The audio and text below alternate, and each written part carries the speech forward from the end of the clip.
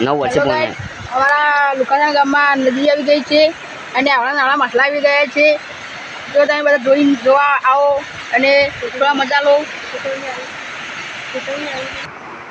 Hello guys, हमारे गाँव में नदी आ गई है और डैम ऊपर બધા વસ્તી આવી ગઈ છે और माहौल गर्म हो गया है और आप બધા જોવા और मजा लो.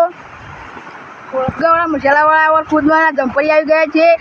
મેળો ચાલુ થઈ જાય હમણાં સરપંચ આવશે એટલે बड़ी वस्ती खड़ी है, उसको माहौल का गर्म हो रहा है.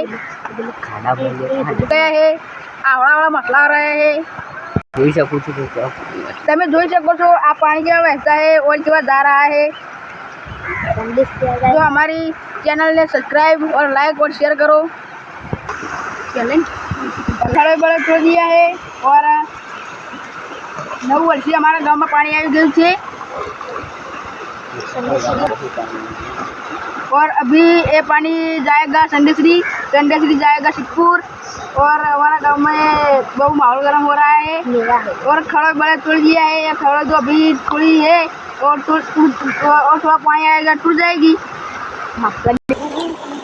हेलो गाइस, हम गए છીએ ડેમમાં અને ડેમના વચ્ચે પહેલા છીએ એ ડેમ दिखाओ डैम दिखाओ. वो मूर्तियाँ आ गई है और हम बैठा है डैम के वच्चे बैठा ही है. हम मसला है हम